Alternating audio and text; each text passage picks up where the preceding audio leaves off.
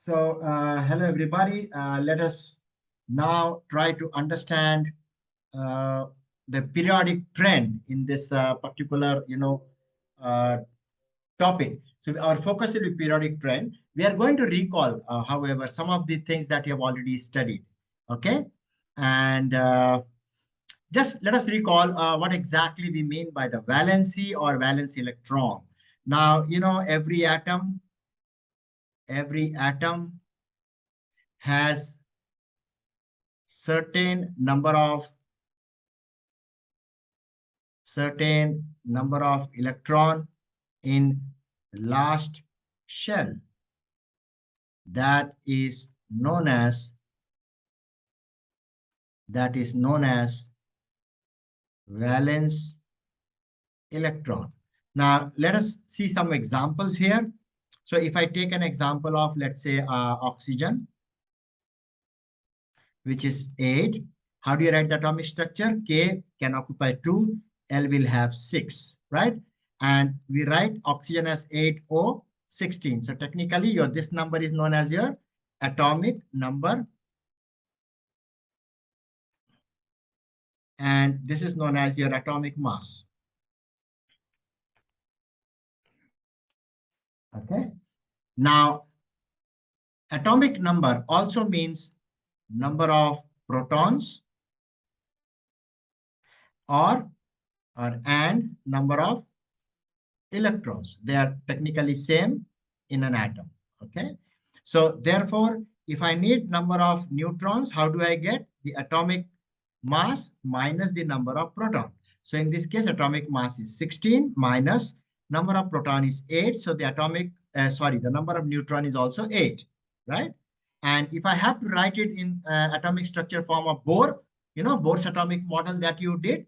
So you have the circular structures at the center, which is known as your nucleus, right?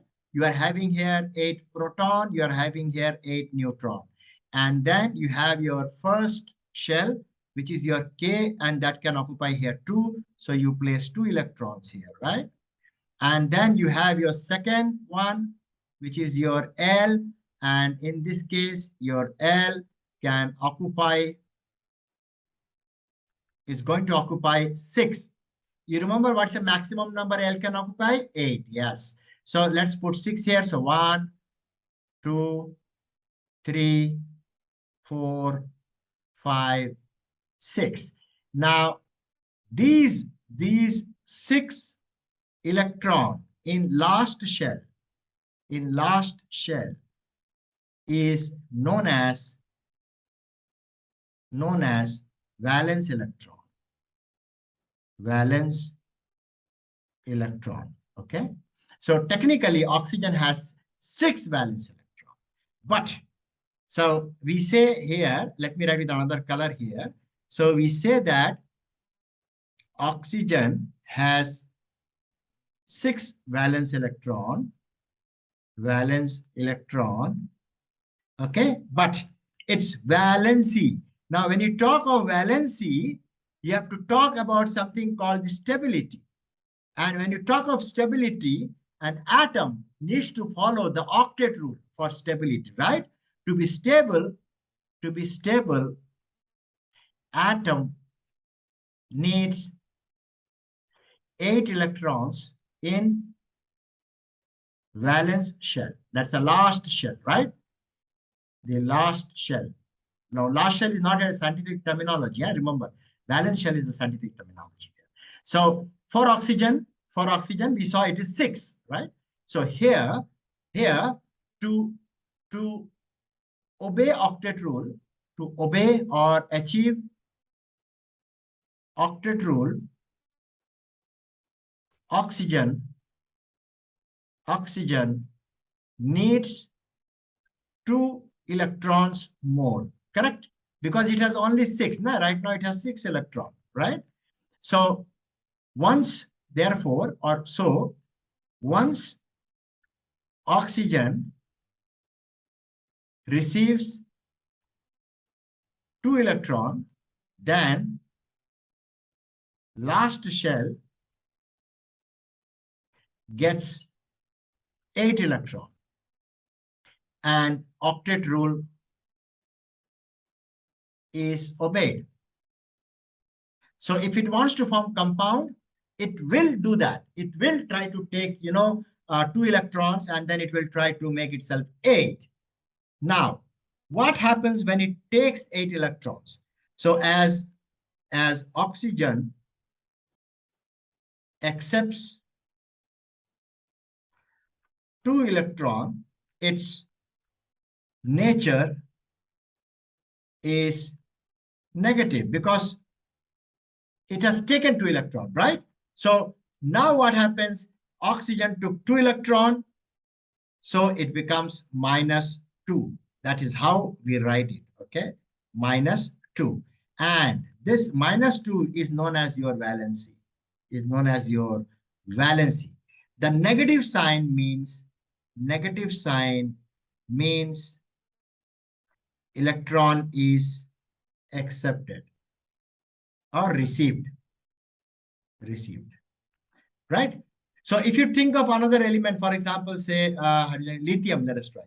So if I think of lithium in this case, another example, let us take here. Let's say lithium, hydrogen, helium, lithium. So it's like 3, 6. So how do you write this? K will be 2, L will be 1. Now you see L is 1, right? So it is very easy to donate or give it, right? Donate. And because lithium will donate, so lithium becomes +1 actually.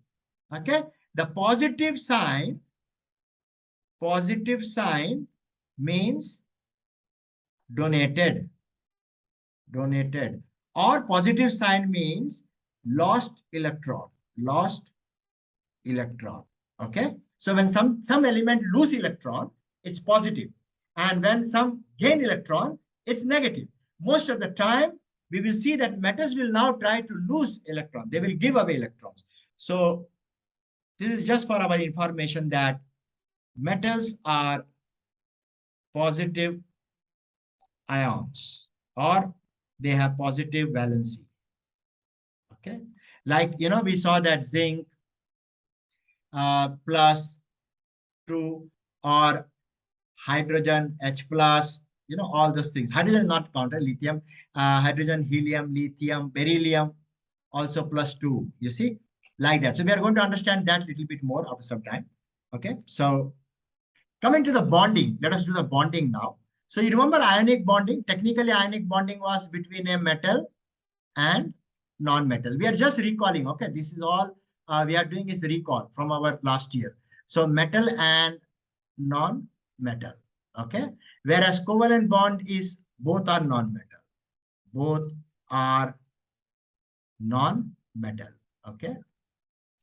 Here the example can be, for example, sodium, Na +1, Cl -1. Now sodium is coming under metal category, chlorine is under non-metal category. Okay. So technically when they combine, they form your NaCl, which is nothing but your salt that we use, common salt. If you have to see an example of a covalent bonding, it's something like, carbon dioxide, very popular. Now, carbon is technically 6C12 and oxygen is technically 8 or 16. Carbon is nothing but technically K is 2, L is 4, and this here K is 2 and L is 6. So which means your carbon uh, needs 4 more electron for octet, correct? Whereas your oxygen needs 2 more electron for octet. So what they will do is they will not transfer. So in this case, sorry, in case of ionic,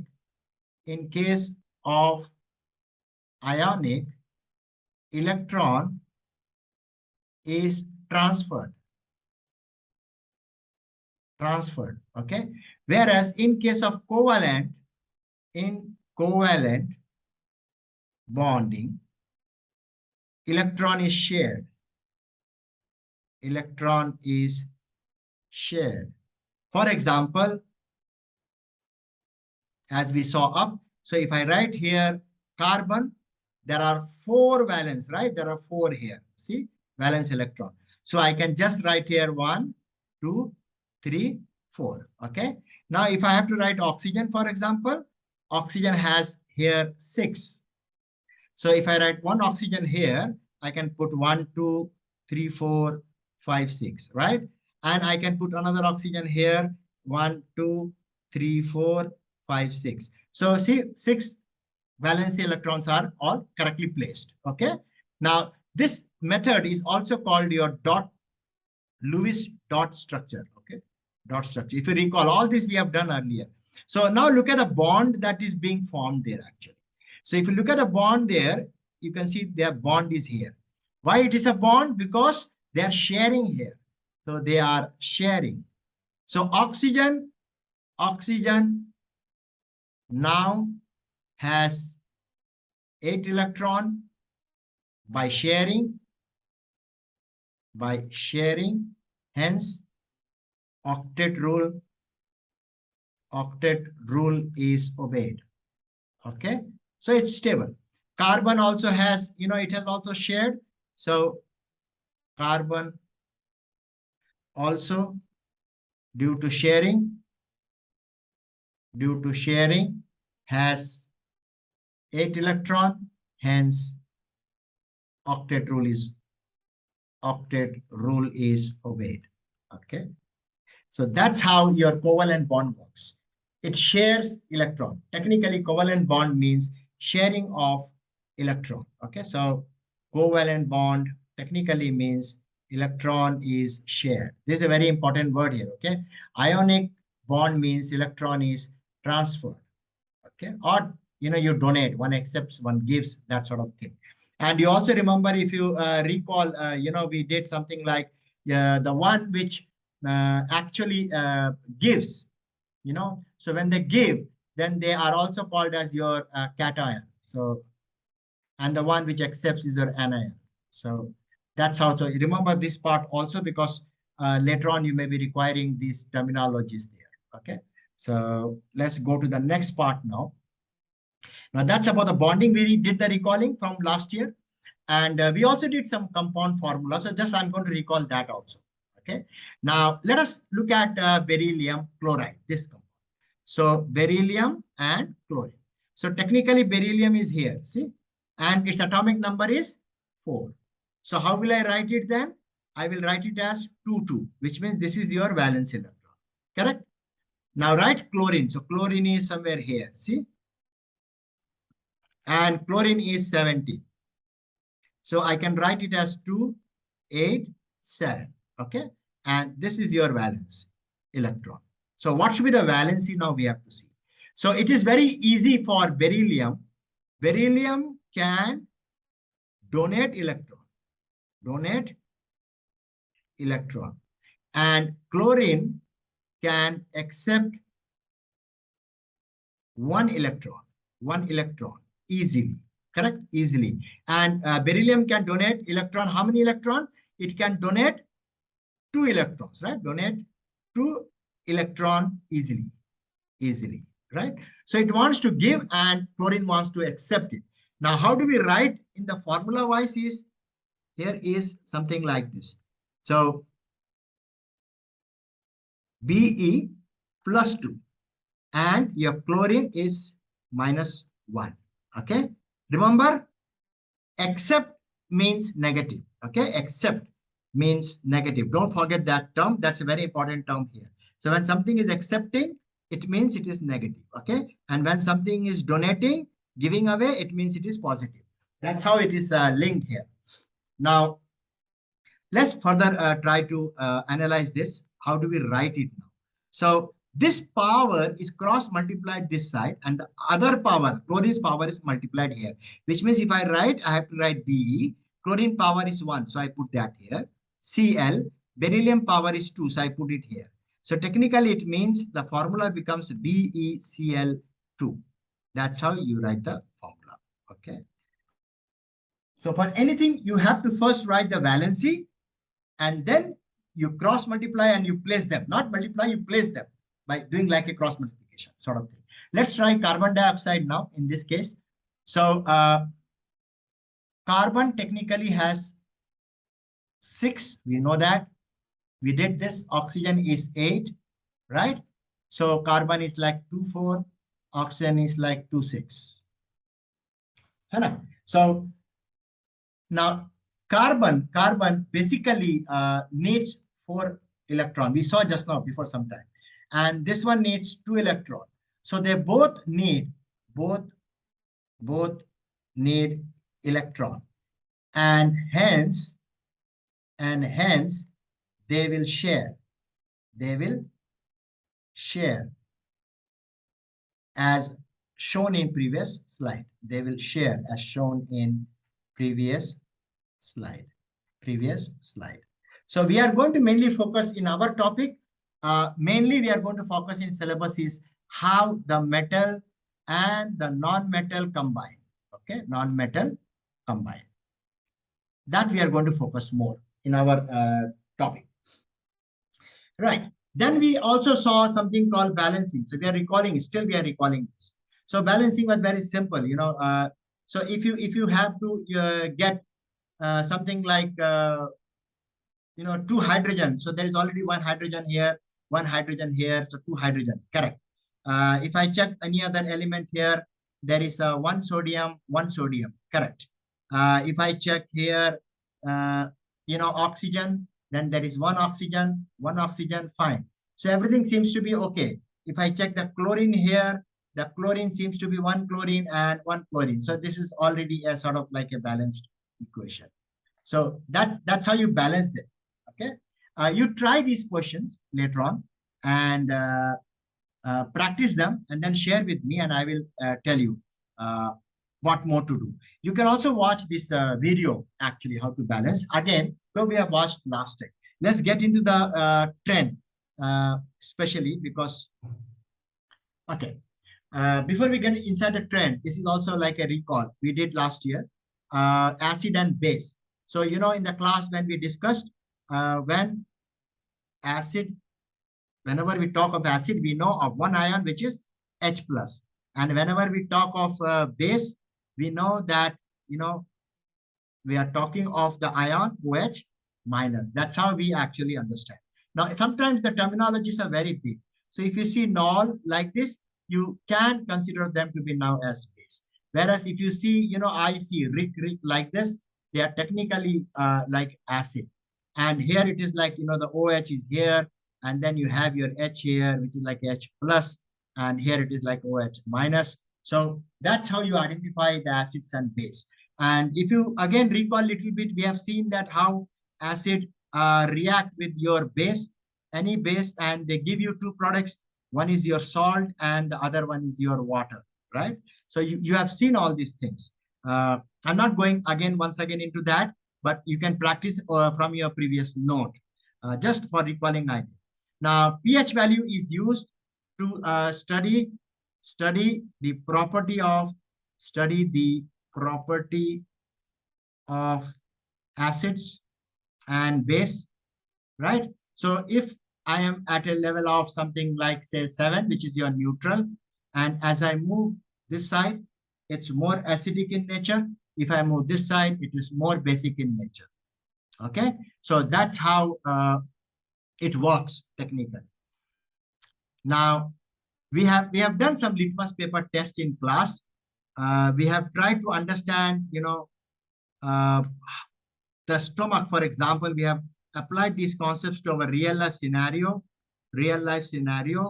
where we have discussed on how, in our stomach, we have this acid formation. Okay. So pH basically helps to understand whether a nature is acidic or basic. So whenever you test water, you can test actually the pH of the water, whether your water is acidic or basic, that way. So these things are, we have recalled all these things from last year. So far, we have recalled so far from last year portion, okay. And before we just go ahead, there was something like a base, MgOH twice, which is a base. and then you can have your HCl, which is an acid, and then you get your MgCl2 plus water. So you get your salt plus, your water. That's how you write the equations, right? Hydrochloric acid. So technically, if I just put a 2 here, then the equation becomes balanced here. Okay. Now, why did I put MgOH twice? That's because my Mg was actually Mg plus 2. Why? Because its valency is plus 2, which means it can donate 2 electron. Okay. And our OH, technically, we have seen that earlier, that OH is nothing but minus. So if I have to put both of them, like Mg plus 2 and OH minus, and then if I have to minus means minus 1. So technically, if I have to cross multiply, I will be getting here Mg1 and OH twice. So which means the formula then becomes your MgOH twice. Okay, that's how you write the formula. Same thing with our MgCl2 also, right? We have seen that earlier. So for MgCl2, for example, it's like Mg plus 2 and Cl minus 1. So you cross multiply and then you get Mg1 and Cl2. So it is nothing but MgCl2. Now, I'm going to stop for this part and I will then move slowly into periodic table.